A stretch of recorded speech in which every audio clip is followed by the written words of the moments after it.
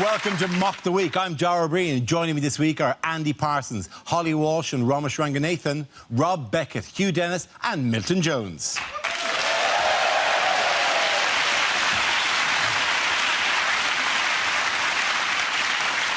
We start with a round called If This Is the Answer, What is the Question? On the board are 6 categories. Holly, which category would you like? Can we have home news? OK, home news it is.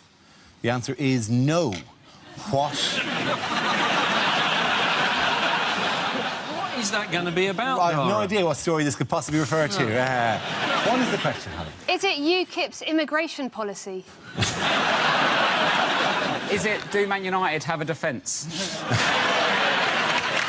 Is it how should you not answer the question, did you pack these bags yourself? Is it what is the least uttered word in a porn film?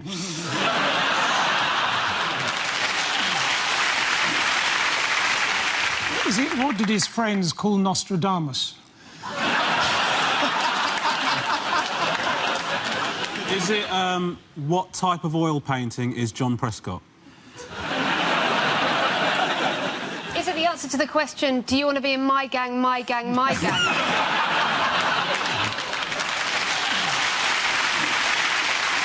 Is it can Tesco's financial director count?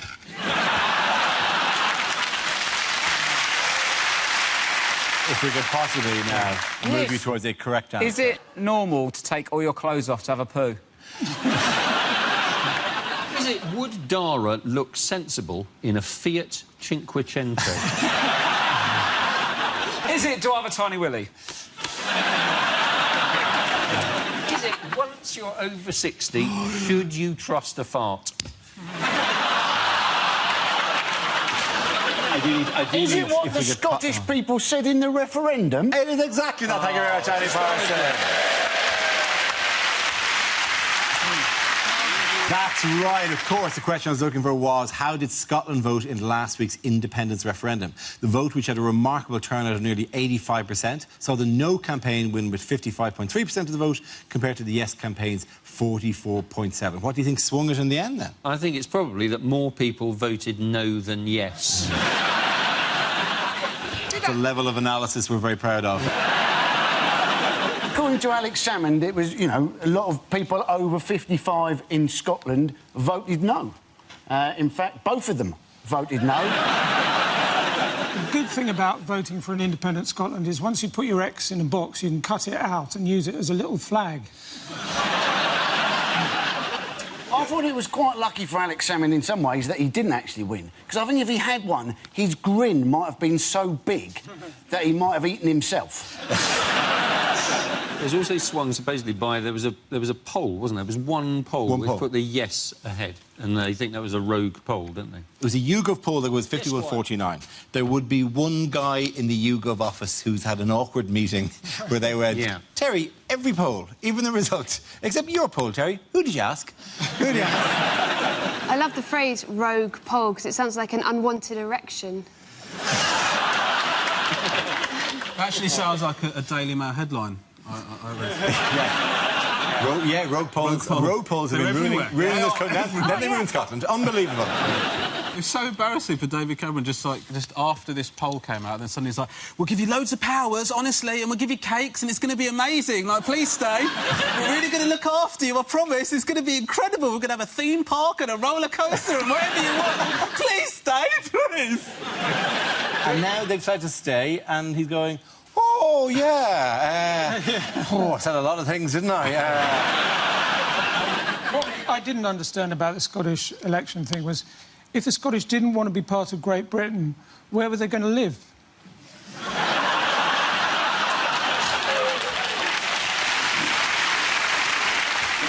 the big question which was asked on the night, and it was amazing how quickly it was asked. What was the major question people were asking then on the night? It wasn't yes or no. No, it very quickly became, what does this mean for England?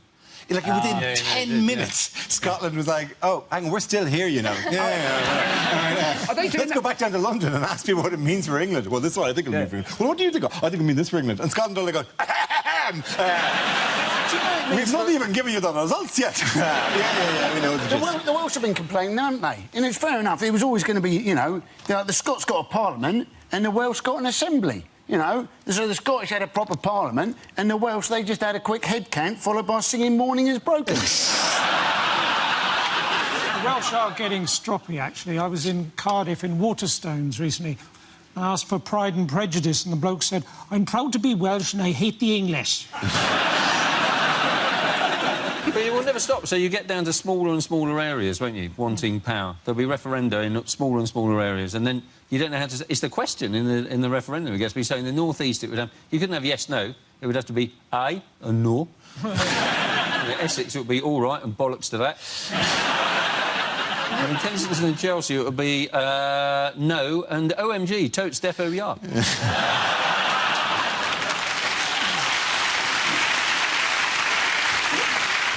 In other news, what has Prince Charles said is the largest challenge facing the world today? Is it narrow doorways and you get your ears caught? It's climate change. Yes, it's climate change rather than the narrow doorways. I thought it was ice buckets. It's not ice buckets. No, are ice buckets the reason for climate change? No, but they are one of the biggest challenges in... They are. They are. Everyone has to do it at some stage. Charles is worried, apparently, because we've only got another 30 years until climate change might be irreversible. And he's therefore worried that it might ruin his coronation.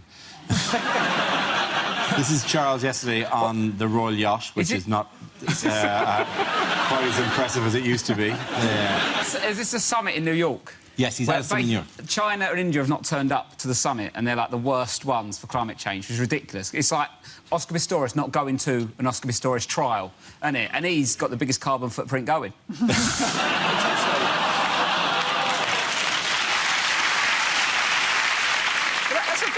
I like a bit of climate change, isn't it? It's like, I was in the garden yesterday, it's September. It's lovely.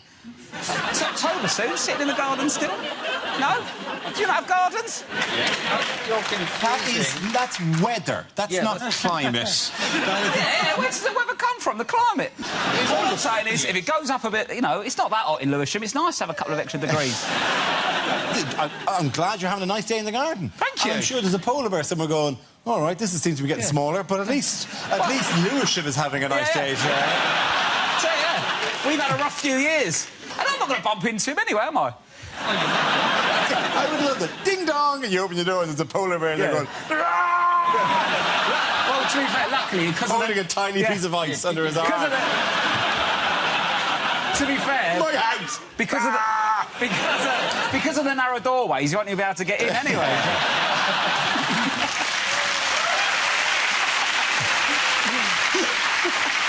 The United Nations, they're encouraging people to go vegetarian, aren't they? Because apparently one of the big problems with climate change is all these cows farting. So, yeah, either we've got to eat less meat or we need to give the cows a bit of Pepto-Bismol.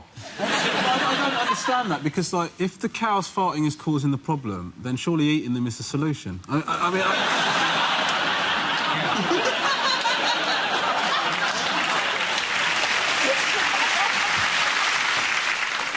You think we're eating cows as a way of saving, you know, we should eat all the cows before they fart us into a climate change? The thing, I mean, I'm speaking as a vegan, by the way, but there is a logical disconnect here, because, like, you know, you say that, you know, you don't want to have all these animals that are farting, whatever, but there is this point we have to go. We'd have to just, what do we do? Just release them into the public? On the unlikely circumstance, the rest of us who aren't vegans suddenly go, do you know what? No. Not going to that. No more meat. We all go, no more beef. There'll be a load of cattle farmers going, what am I supposed to do with this lot then? And you go, well, you just let them go. No. Let them go back into the wild where they belong. Feed them to the polar bears. How is Paul McCartney trying to help cut emissions?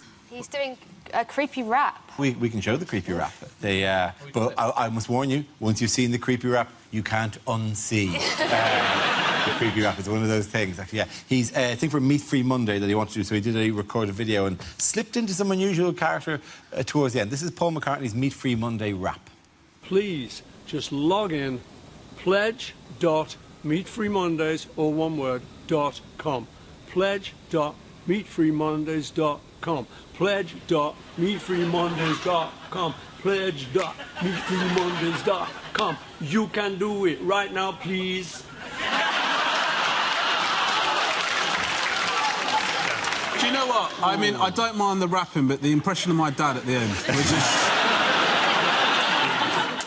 I'm not sure about Meat Free Monday, you know, like, because when... I mean, again, speaking as a vegan, but my problem with it is... God. Are you a vegan? Listen, get on board, all right? Jesus. You guys disgust me. Yes. You cheese and meat-eating pricks. Anyway, please, every part of the show, preface every topic we do with, as a vegan. My point is, Dara, if I may... The pizza! Oh, mate, I'll tell you what, pizza, nightmare, right? Of course, you've missed the main ingredient. I love pizza, ordered a pizza, right, with no cheese, right? No cheese. Yeah. What I didn't realise is not only does cheese add flavour, it also has an adhesive quality. What I got was a box of bread with some vegetables in the corner of the box.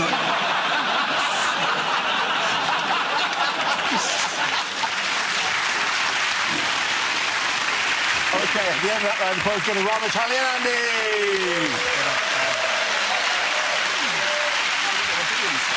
Now we play a round called English Jokes for English People. This game involves Ramesh and Milton, so if you could make your way to the performance area, please. This round is a stand-up challenge. I launch the wheel of news, and whoever chooses to stop, one of our performers must step forward and talk about that subject. OK, here we go. Let's spin the wheel. The first subject is education. Who wants to come on that? Ramesh. Well, as a vegan... I wanted to supplement my son's education, so I'm helping him to learn to read. That's one of the things that I'm doing, and helping your child to read is one of the most magical and rewarding things that you can do as a parent, on day one. After that, it's one of the most frustrating, annoying, I'd rather punch myself in the face repeatedly than ever do this again activity that you can ever do. And let me tell you why. They do not care about making sense. Right? They'll just read all the easy words. When they get to one they don't know, instead of trying, they'll just look at the picture and just throw something random into the sentence without any regard for what effect that has on what they're saying. And I'm supposed to not get angry. I'm supposed to not get angry when my son goes, Jack went strawberry? How could that be what it said? How could it be Jack went strawberry? What are you talking about? What would that even look like? How could that be what it said? Tell me. I tell you what, you think that's what it said, you go strawberry now. Go on. Right, go strawberry. That's what you think it said. Stop crying, go strawberry. Go strawberry. Why don't you do it? Go kiwi then, I don't give a shit. You're not doing it, are you? I tell you why not, because it doesn't make any bloody sense. My wife thinks I'm overreacting. Thank you very much, Robert. OK, that leaves us with Milton. So let's see what you've been at for Milton. Let's spin the wheel.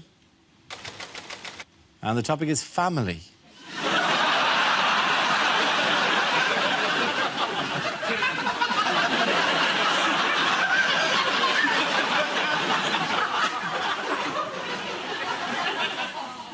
My uncle, he was a cruel man. He knew we lived in a bungalow, yet every year for Christmas we always got a slinky.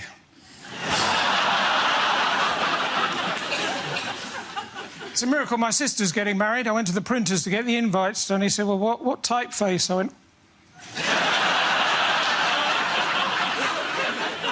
She seems to like him. My grandfather, during the war, he broke the Enigma code machine. Then he went AWOL. Well, it's not quite true. Then he became an owl. My grandmother, she's been talking about downsizing, and now she's in a little urn.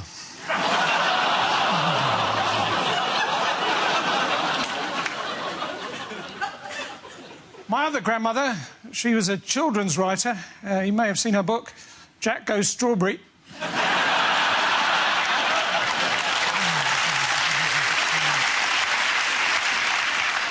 I haven't always been popular with my family as a vegan.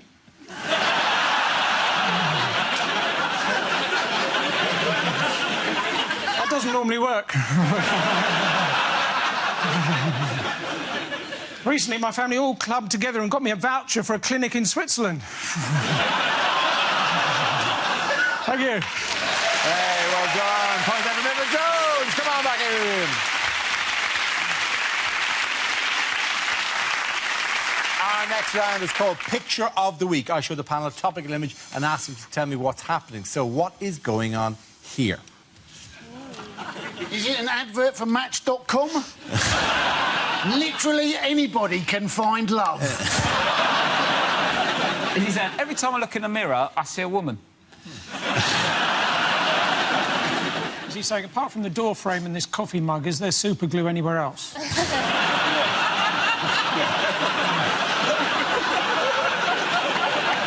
The caption probably says, he wears blue twill non-iron with button-down collar. She wears a look of exasperation. Yes, that is his wife, Justine Thornton, actually. Yeah. It's his wife saying, if I get rid of the spider, will you go back in?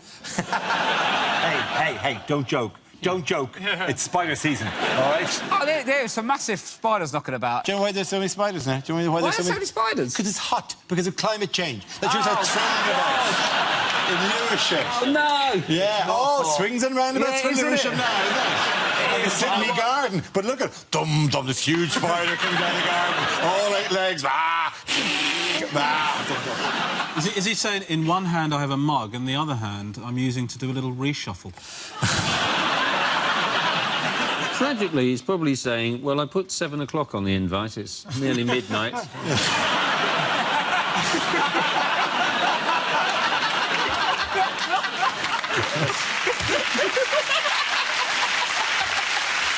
All right. Somebody tell me what it actually is. Is it so it's doing a Labour Party conference? Yeah, that's good enough. Is. Of course it is. You're absolutely right. Thank you very much. Well done. Thanks, That's something to do with the guys. Labour government. Of course it is. Yes, of course. It's a picture of Ed Miliband and his wife Justine Thornton, who were in Manchester this week for the Labour Party conference, giving his big speech on Tuesday afternoon. How is he doing? His current personal approval ratings are -46. The only place they're lower is within his own family. -46 sounds like a temperature at North Pole, which apparently is not cold enough. Yeah, but you're mistaken, because that's not climate change, mate. That's just the weather. Yeah, exactly. The thing about Miliband is not really what he's saying, it's just how he says it. And he's just, guys. It sounds like he's just a sneeze away from talking properly. And it's like, guys. Because you think maybe if he has that sneeze, he might be a really passionate speaker, but like, guys, shh, I swear down you, we're going to cut the deficit, get our country back. Cameron, I'm coming for you, bro, I'm from Labour. The problem is, his speeches are boring, aren't they? Let's be honest, political speeches are boring. Liven it up, stick them on a trampoline. Because I would watch it. The trampoline pan would only work if the camera was at, like, a height where you had to jump to get into shot. Yes. That is a political speech. If you go, I suggest. His government have that too. You're suggesting Cirque du Soleil take over, or... Potentially. All I'm saying is more people watch that than the speech. All sorts of things would be more interesting on a trampoline. Sex would be better on a trampoline. What, with Ed Miliband? No, not with Ed Miliband. If you had sex on a trampoline... Dave got in first. You have sex on a trampoline and you can become a member of the 10-foot-high, no-foot-high, 10-foot-high, no-foot-high... He's basically made it fun for the Tories, because they could say anything they want. He's unelectable. So you can do whatever the hell you want, do you know what I mean? Like, we're going to kill everyone. Yeah, but I'd rather that than vote Ed Miliband. So what changes does Ed Miliband propose to bring in about voting? Is it the 16-year-olds can vote? Yes, absolutely, 16-year-olds and 17-year-olds, because that would be really weird if you just said 16-year-olds too. But then when, what, you're 17? No, you can't. It's because you've gone hormonal again. I mean, you're up, you're down, you're up, you're down. We don't know. We don't know where. Have a gap year. Yeah, that'd be great. Gap year for voting. Yeah, but that's a take one. Listen, all young people are going to have a gap year of about 40 years before they vote again anyway. And it seems very fair that you should be able to vote at 16 in Scotland, because 16, a lot of places in Scotland, that counts as middle-aged, doesn't it? So... Yeah, to be honest, at 16, I don't think I would have been trusted myself, because my question would have been, will there be girls there? Yeah. Oh, no. Oh, I don't think there's girls. Yeah, Poet Babe Station. That should have been. Whole Babe Station. Girls there miming, voting. Oh, yeah. Yeah. Excellent. You can X my box. How about giving 3-year-olds the vote and still having one ballot box, but 4 different shapes that they have to put through? Does work as well as the system we have now. What do Labour want public sector employees to have to declare? Their class. Their class, yes. Or their class. Is it? Which is it? Oh, no. I'll give myself away, haven't I? Their class. There's 2 ways I definitely can find out if someone's working class in public sector jobs. One, put bingo pens in the stationery office. If they go, you know they're in. The other one is put on a coat strip, because my aunties, they'll go to Syria if there's a rest stop and a tour guide. Love a coat strip. Anyway. Middle-class people don't want to self-identify as middle class. They, you know, middle class want to be, you know, because it's more authentic. You know, where it's, you know, middle class is such a bland state of affairs. It's not bland, What is is it? it, rustic? Have you tasted some of their food? What kind of flavours going on in there? Isn't it? It's not bland being middle class. Have you mistaken middle class for Indian?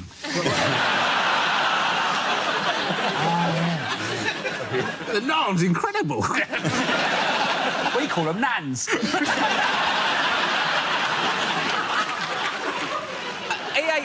We was in Birmingham the other week doing a gig and you had cream on top of your goulash. No, listen. Hey. Hang on, why are you eating goulash? Goulash is... it's meat in goulash. I'm not that much of an idiot. It was Vegetable goulash. Can I have a beef goulash, but hold the beef? Rob and I had an argument, a discussion about the fact that I thought it had combined so much with the goulash that it rendered the situation untenable. But Rob said, "You could have screamed that out, mate. I don't know what's wrong with you." It's got scream. It's not vegan. It's eating cream over here. I can't believe it. I haven't even heard of it in Lewisham. Oh, we're such great mates. It's a natural banter, which is why we put 5 people in between the two of you. OK, at the end of that round, Paul's got a rush, Holly and Andy. Now we come to scenes we'd like to see. So if everyone can make their way over to the performance area, I'll read out this week's topics and we'll see what our panellists can come up with. OK, here we go. The first subject is unlikely things to hear on a news programme. As I report from my 6th day here in war-torn Syria, I think the lesson learned is that I should never have called my producer a wanker. According to statistics, the French economy is now the weakest growing of all the economies in Europe.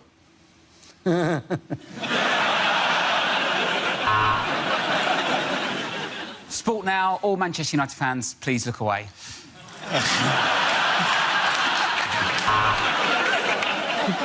You've reached Al Jazeera News, which means you're only 20 channels away from actually finding porn. Here, you'll never guess who's dead.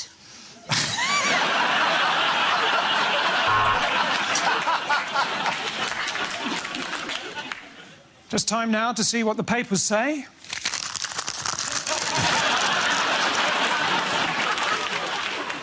We will now attempt to talk to the survivors of the cliff fall.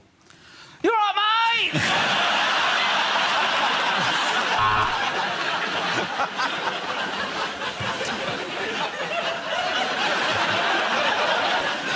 After the fire in the aromatherapy candle factory, the situation is now calm. And now over to our foreign correspondent. Do you speak English?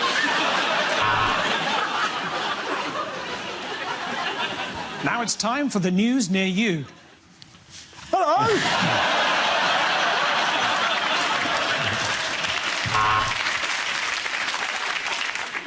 There are human remains on the blood-stained streets and the despair in the eyes of everyone you meet. Rob Beckett for BBC News, Magaluf.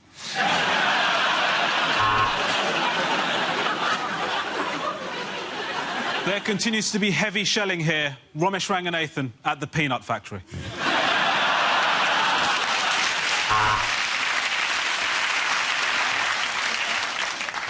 Now it's over to our toys and games correspondent, Natasha Kaplunksky.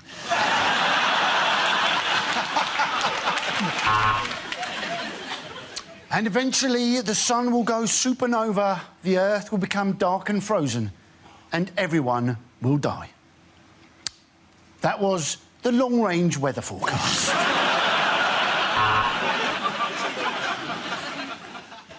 To my right, in my peripheral vision, Andy Parsons is showing us his penis. More on that as it unfolds.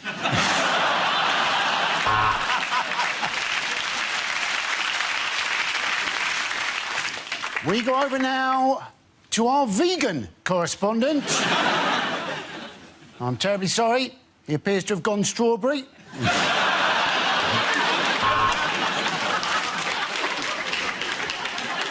And David Cameron has delivered on all his promises to the Scottish people.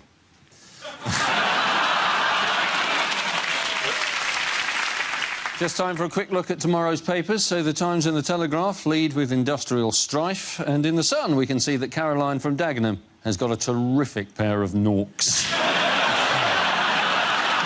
OK, the next topic is things you wouldn't hear on a medical show.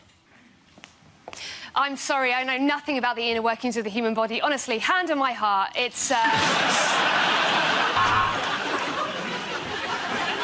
I'm Dr. Christian, and remember, however embarrassing your condition is, you'll never look as weird as I do. Health officials have shut down the village fete. Apparently there was an outbreak of tombola.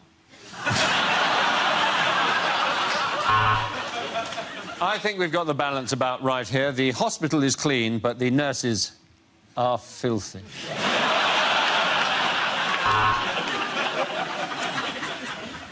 We'll be starting the procedure by numbing your breasts. Num, num, num, num, num, num, num, num, num, num. Num, num, num, num, num, num.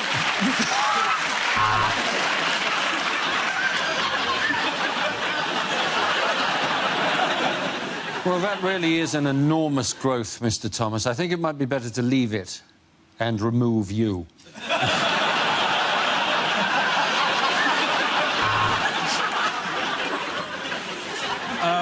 Please let me assure you it's perfectly normal and the swelling will go down. It's just that I find you really attractive. And if you've been affected by any of the issues on embarrassing bodies tonight, think how I feel. I had to touch it. So, if you'd like to bend over, I'm just going to check your prostate. Maybe slightly uncomfortable. I'm going in now. Look, no hands!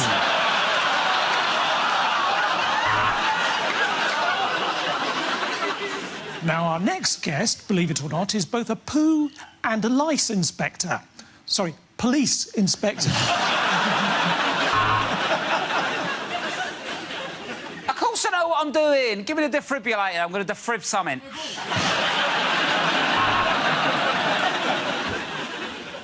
Yes, I'm afraid it's the big C. Yep. Jeremy Hunt is paying the hospital a visit.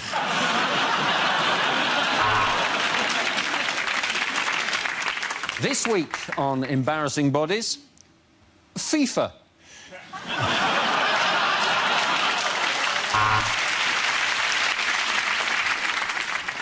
I'm afraid there's been a problem with your X-ray. He's put a sex tape of you up on the internet.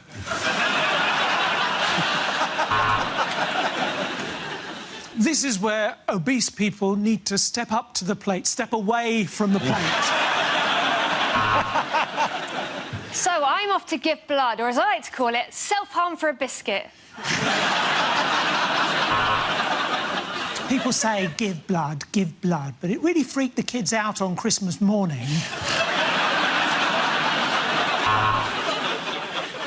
Welcome to another episode of Bush Doctors, or as I call them, gynecologists.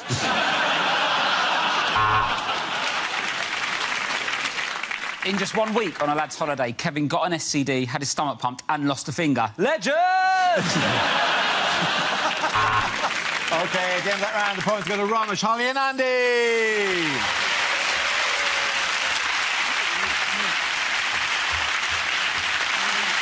And that's the end of the show. This week's winners are Rob Beckett, Hugh Dennis and Milton Jones. Commiserations to Andy Parsons, Holly Walsh and Ramesh Ranganathan. Thank you for watching. I'm Dara Breen. Good night. Mock the Week next week returns to its usual Thursday night home. Also back for a new series, actually, is Buzzcocks, complete with new host Rod Gilbert, Monday at 10. Now, how about trying this? 1Extra's Hip Hop Mastermind, available now on BBC iPlayer.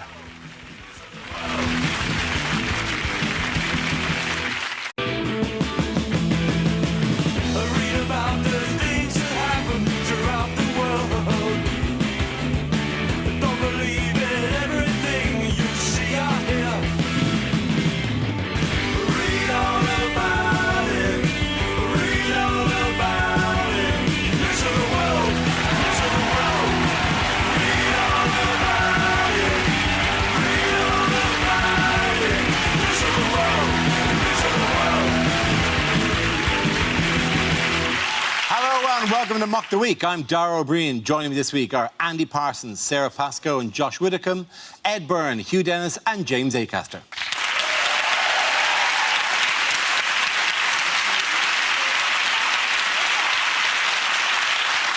We start with a round called Picture of the Week. I show the panel a topical image and ask them to tell me what's happening. So, what's going on here?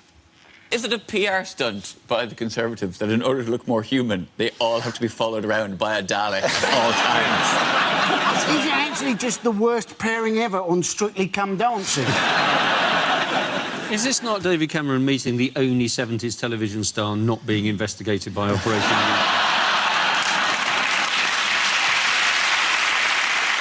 It's a Dalek saying, "Don't worry, David, I know what it's like to have doctors hate you as well." I actually think the Dalek could be worried that the TARDIS is broken because he's asked for 2014 and he's got out and he's like, Friends is on TV, there's a war in Iraq. Someone just left take that. A famous sportsman got off for killing his partner, and back in the 90s. Is it just Doctor Who regenerates as twat? I like the idea that David Cameron has walked by and somebody just goes to the Dalek, "You had one job."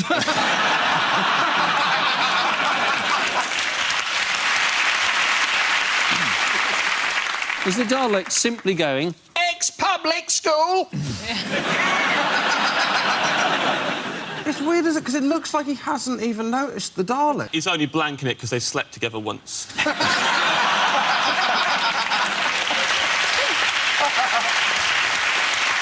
Do you not remember me? You held me. You held me.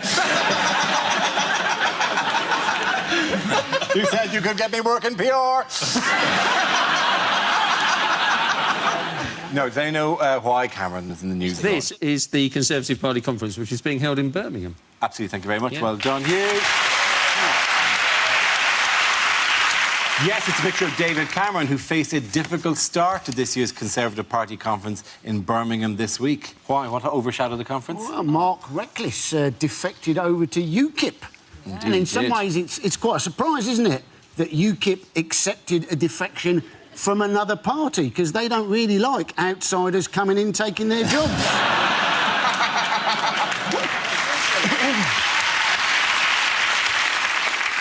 I like Mark... Well, I don't like Mark Reckless, but I like his name. Yeah. He could be like an 80s cop. Like, I'd like to see a drama where Reckless is thrown off the case. That's what I'd like to see. And the other guy who's defected is called Carswell. So that's quite a good team, isn't it? Reckless and cars. Well, you're Reckless off and the cars, case, well. reckless. We're going to bring in Brian Irresponsible. Yeah, but prior to this, the thing that he was most famous for, Mark Reckless, wasn't it, was that he got too drunk in the House of Commons and was incapable of voting. He couldn't actually get out of the bar door, if you remember. He was trying to open the bar door to go and vote, and he kept on opening it on his own foot without realising that it was his own foot in the way. And you're guessing he's probably been trying to leave the Conservative Party for years.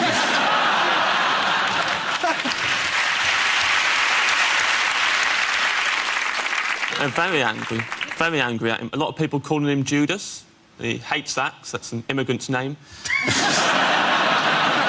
The problem for all parties, though, when people defect, is you can defect whenever you want, right, to cause the maximum damage. But presumably you could get around that if you just had, like, you know, defection window, couldn't you? Like, you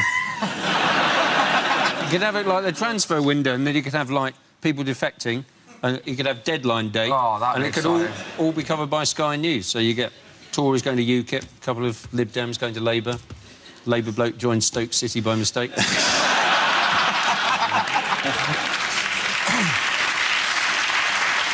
Peter Odemwingie drives to the UKIP training ground and just hangs around, wanting to force their hand into taking him. No. Yeah, what would be the UKIP medical? There's one medical. Are you white? That's the medical, isn't it? Well, we've done the skin test, and he seems to be passing it very well. Do you fancy a curry? No. Excellent. It's quite the best candle we've ever had. But it is the fact as well that he did leave on conference day, which is like dumping someone on their birthday. Like, that's why he's so upset. Like, you've gone, it's all insecure, it's going to get some highlights. Is it because they've got a tighter immigration policy than me? That wasn't all that happened, obviously. What other setbacks did the Conservatives suffer just for the conference? We've been looking forward to this. This is the man the Conservative MP who exposed himself over social media whilst wearing his blue and red paisley pyjamas. Yes. Yeah, what was his that's name? right. Brooks and Newmark. Oh, it's quite the romantic novelist name, isn't it? I mean, Mark Reckless is a crazy cop on the edge, but Brooks Newmark is your first pet and the road you grew up on. I don't know the real name, but...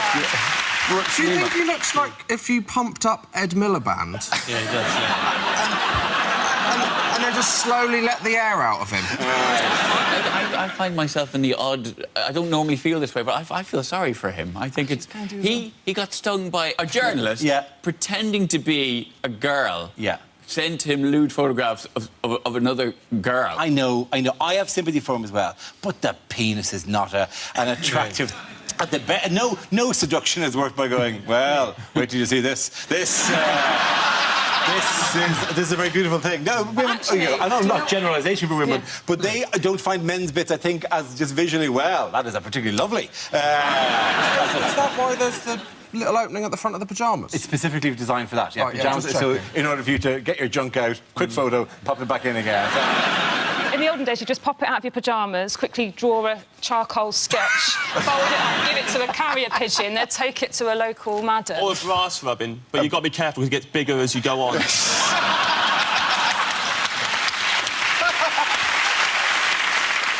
There's a generational element to this, though, that it is very much the lingua franca for young people and their... Josh, please. I would have put in, you're a young man.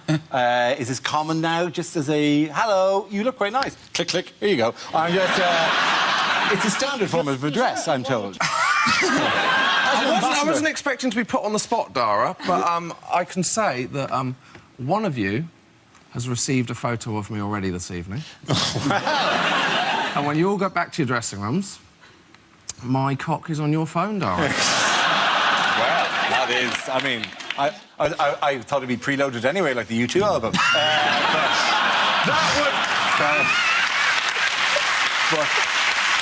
that would be very exciting. I tell you what, and people would be complaining about the space that was taken up on their phones. I hope you've got a 32 gig for this, baby. Can we move on to the actual meeting itself, the Conservative Party conference? How has that gone? How have the Conservatives, in the light of all these scandals, won back the hearts and minds of the British public? Cameron wants to bring back the idea that you'll have your own doctor again. They want to extend GP hours and also have you don't just see annual GP, you'll have your own GP, which I like the idea of, because my surgery, you don't know which one you're going to see, And sometimes when you arrive, we've got one of those electronic arrive for your appointment things. Rather than talk to a receptionist, they feel there's a more efficient way of spreading disease if you all have to touch a screen. And sometimes it'll say you're going to see this doctor or that doctor, but sometimes it doesn't know. And one time I've gone in and it's actually gone, you are seeing Dr. Unknown. My old nemesis. We meet again, Dr. Unknown. People are worried about kind of immigration and employment. People are defecting to UKIP. And so to counter that, there's this amazing policy, which is that if a parent or something dies and he leaves a pension, they're going to reduce the tax that you have to pay after death. You kind of think, what is that exciting in any sense? Yes. No. To rich people, that is enormously exciting. I don't understand it. What about zombies? OK. Zombies is a legal grey area. Do they have to pay it, or do they get a rebate? They don't get a rebate, but they only have to pay a lower rate of tax on when they draw down the lump sum that they had previously invested but not taken. Presuming they became a zombie after 75. Before 75, of course, they get the same series of monthly payments that I have leading up to the breakup. I think I had a really good analogy for this, because I think it's really, really terrifying, isn't it? These voiceless people seem to be having, and vulnerable people having their benefits cut. And the trouble with Tories is they tell you that they kind of sell this idea that it's these people's fault. And so this is my analogy. So I don't know if you know this, but girls, when they're in the toilets, some girls hover because they think that public toilets are disgusting. What, off the floor? No. Yes! It's amazing. We can do that. You are amazing! Yeah. But we only do it in secret or you'll love us too much.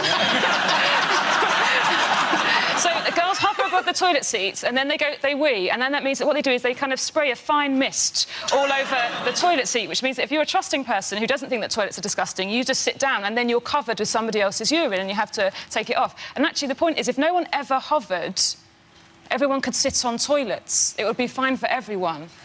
It's just like the Tories. You see? It's a hell of an analogy. Yeah. That is...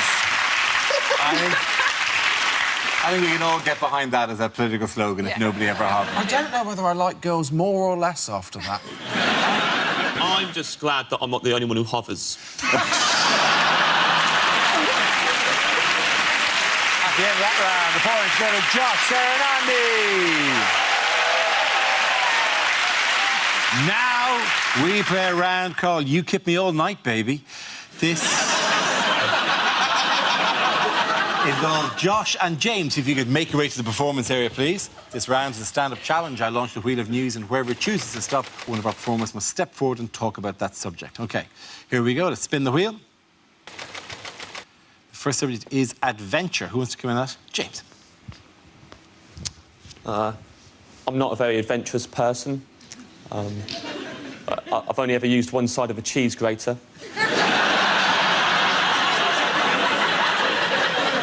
Got no idea what the other three sides even do. I'm not the only one either, because everyone knows what side I'm talking about, right? Big holes. Got no time for small holes and tiny holes. And if you've ever seen small... It's the roughest side of anything I've ever seen in my life, small holes. It's rows of tiny little spikes. So every time I'm going to use that side is in self-defence. Then you've got to wash it. I don't know how you negotiate that. How you wash something that is rougher than your own scouring pad.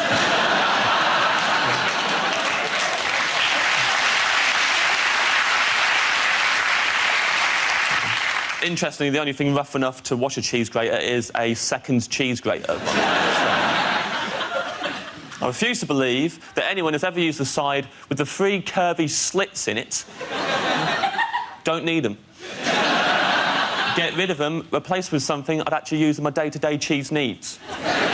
Like, for me, it'd be a device that in one smooth downward motion completely unwraps a baby bell. Someone told me the other day the three curvy slits they use for slicing cheese. Apparently. It's the word on the street. Now, if I'm going to slice cheese, my first port of call is seldom the grater.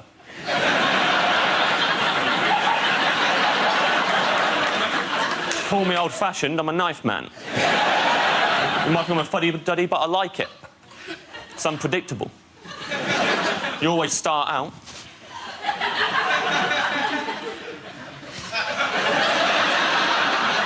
You're thinking, well, this cheese coating's going excellently. Oh, yeah. It just passed the halfway mark and the cheese takes over.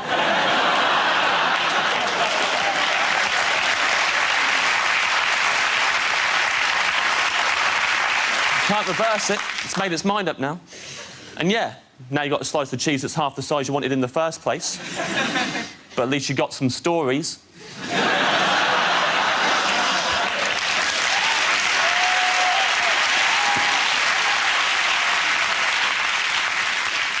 Thank you, James, for comprehensively dealing with the topic of adventure there. What, mate? That leaves us with Josh. Let's see what you've been left with. Let's spin the wheel. And it's crime. Away you go. So, I had my cheese grater stolen.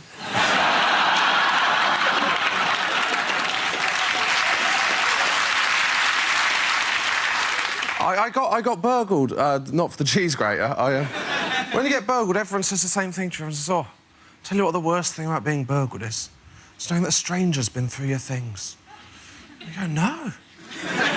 It's not the worst thing about being burgled, is knowing a stranger has my things. If they had just been browsing, I wouldn't have given a shit.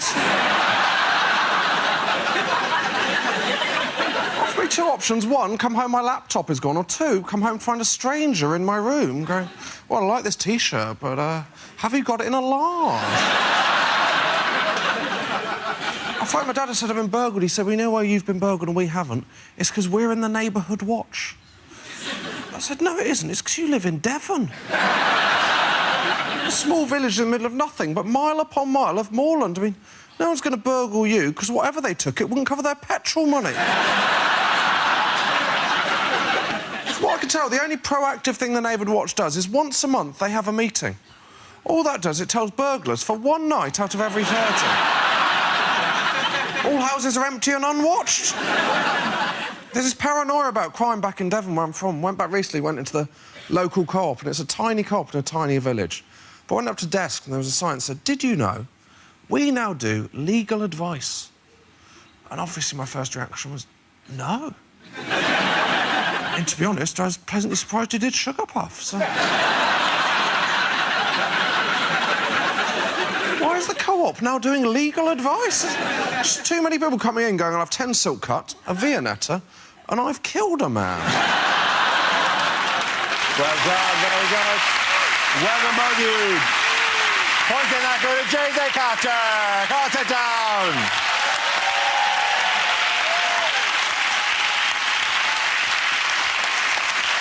Our next round is called This Is the Answer, What is the Question? On the board are 6 categories. James, which category would you like? I would like sport, please, Dara. OK, sport it is. The answer is 8 out of 10. What is the question? How many buzzcocks have got news for you?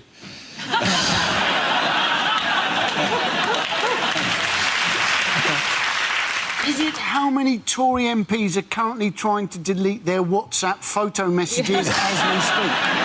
It's a sport question. Is it how many of the hairs on Wayne Rooney's head started on his arse?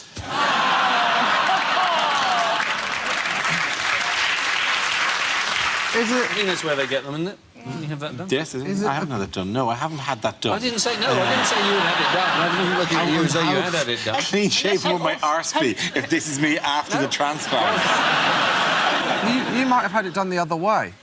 You think I got my it's lovely now. It's very comfortable now. Yeah. Shall we move on? Here's one that 4 people will get. In the unaired finale of Star Trek Voyager, who did 7 of 9 marry?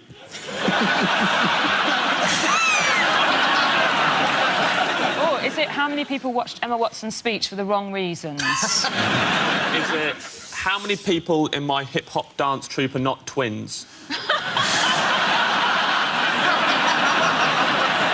Are you one of the twins? Yeah. Are you? Yeah. Yeah, why not? Is it, if you asked Kanye West to name 10 people he admires, how many people would be Kanye West? Is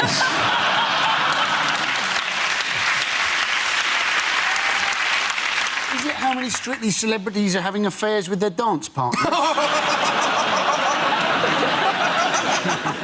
What are my rough chances of happiness every time I dip into a bag of Revels?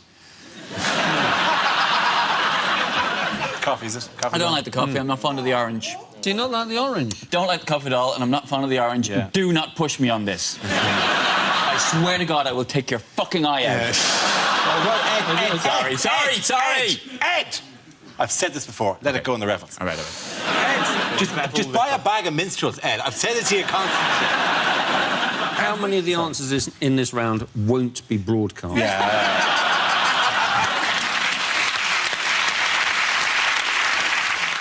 Now, Ed, does anyone want to try to answer the question? So I think this is actually how many times Europe have beaten America in the Ryder Cup. Very good. Thank you very much, Sarah. That's fantastic, yeah. Really good points, man.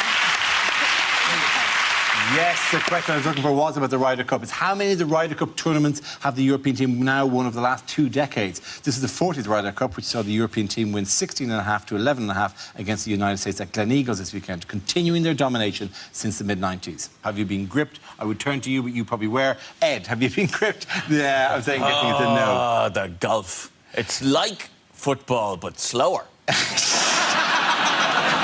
Seeing all of these Europeans getting on so well together, loving being part of a team together, UKIP must hate the Ryder Cup, mustn't they? What I thought was so odd about this, so the Ryder Cup used to be between Britain and America, and then we kept losing all the time, so then we made it Britain and Ireland against America, and then we kept losing all the time, so now we've made it the whole of Europe against America, and now we win all the time, which means they're going to add on another country, like Russia, and then we're going to have to add on another country, like... No, Spain's in Europe, Sarah. They're going to add another country. So eventually, everyone in the world will be playing in this competition apart from women.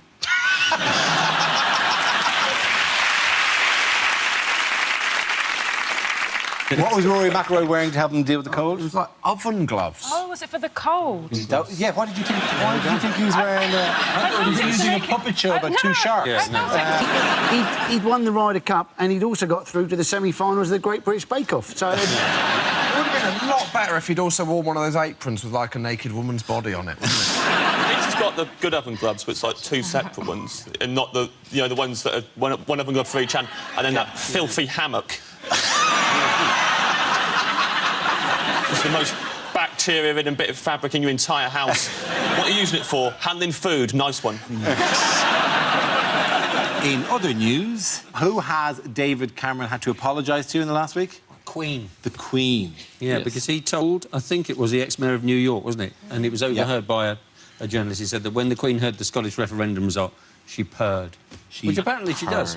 Yeah. What he didn't say is that when she doesn't like something, she goes, bah! Did she purr, or is that not just the sound that a phone makes when you hang up on somebody? But I do like the idea of the Queen purring. I think that would make a fantastic Christmas message, wouldn't it? Oh, yeah, the speech. She's sat there on the little armchair, she's got a little saucer of milk, a little scratching post on the other side, and just going, oh... Would the Duke of Edinburgh be scratching her behind the neck? Is that what happened? Oh, sorry, I touched you. Hello, you two. Hello. Yeah, everyone saw that, right? What's under the desk? Get up and show us what's under the desk, Justice. Sarah, quickly, hover. Hover out of here right now.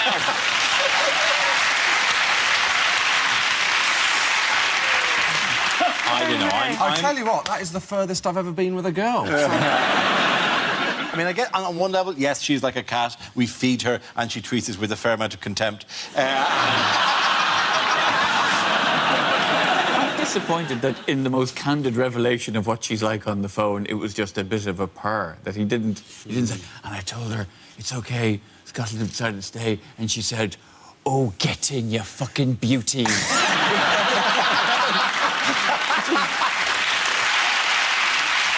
the end of that round, the points go to Ed, Hugh and James. Now we come to scenes we'd like to see, so if everyone can make their way over to the performance area, I'll read out this week's topics, and then we'll see what our panelists can come up with. OK, here we go. The first subject is unlikely things for a sports commentator to say. And Hamilton takes the checkered flag. Give back the checkered flag! And you join us tonight for the boxing. I really hope a fight doesn't kick off like last time. Guys, can't we just talk about...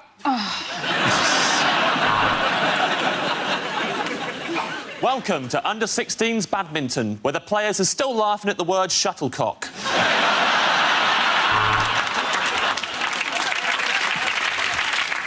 Oh, and the club has connected beautifully there. But according to World Boxing Federation rules, that's an instant disqualification. And Switzerland takes the gold and hangs on to it even after the Second World War is after.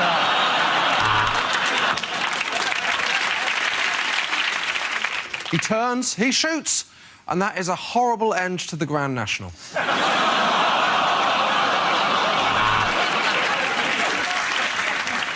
Say what you like about dressage, I couldn't give a shit. And Slippery Bastard is in first with all arms and legs. Second, Belly Flop Boy coming on the inside. And yes, I have forgotten the swimmers' names and have resorted to funny nicknames.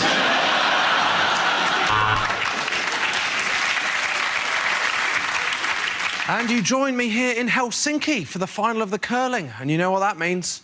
My career is going shit. And the referee checks his watch and realises it was given by the Brazilian FA. He's going to have to return it. Oh, so will it be Oxford? Will it be Cambridge? Who will provide most of the new cabinet? And there's a streaker on the pitch. 2 words, hubba, hubba. And as they take the last bend, that is the end of the Ben Stealing Championships.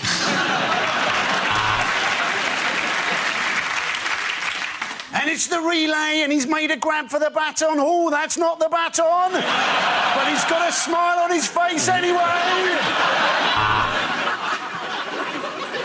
And Rosberg makes a mistake. He runs wide into turn 2. Why is he running? Get in the car, you twat!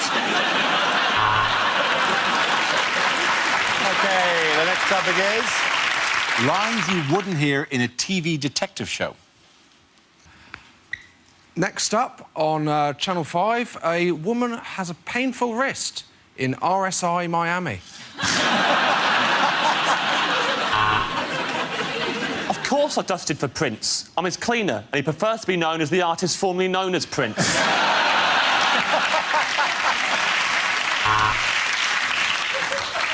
How did I recognise him from just his genitalia?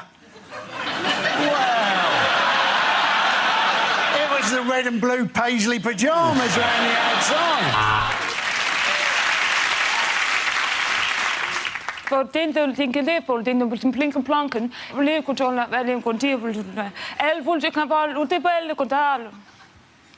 Do you not speak Danish?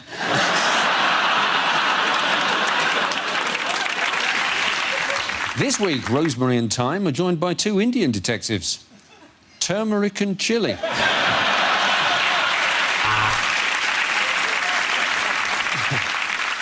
You're going to arrest me for making lewd and childish innuendos? I hope you don't expect me to come quietly.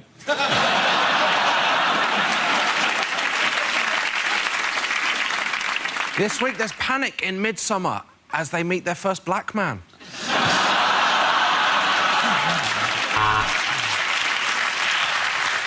Ah, you said it was a whodunit. Yeah, we arrested Hugh Dennis.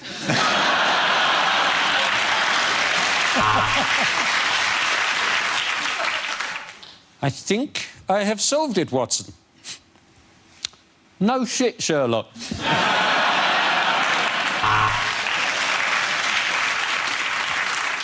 There has been a heinous crime committed on the Orient Express. Somebody has done a shit while the train was still in a station.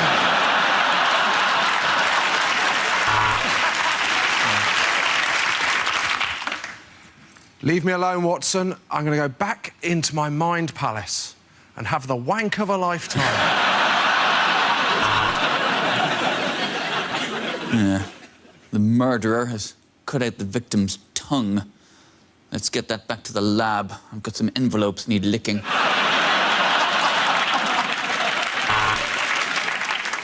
Now, Constable, the fact that you've had to redo the chalk outline 17 times should surely be an indication that the victim is still alive.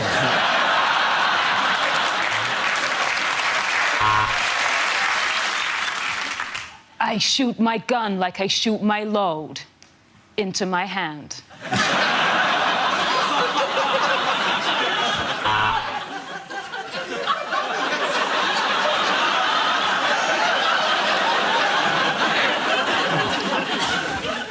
You're under arrest. You're not obliged to say anything, but anything you do say means you'll be an actor rather than an extra and you get paid a bit more.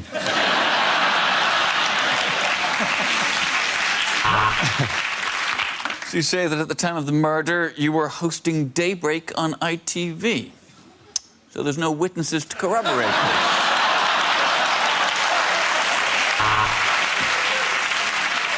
Hello, we're the fashion police. Let's see the body. Oh, blue with green. He deserves to die. Okay, again, and the prize going to Ed, Hugh and James.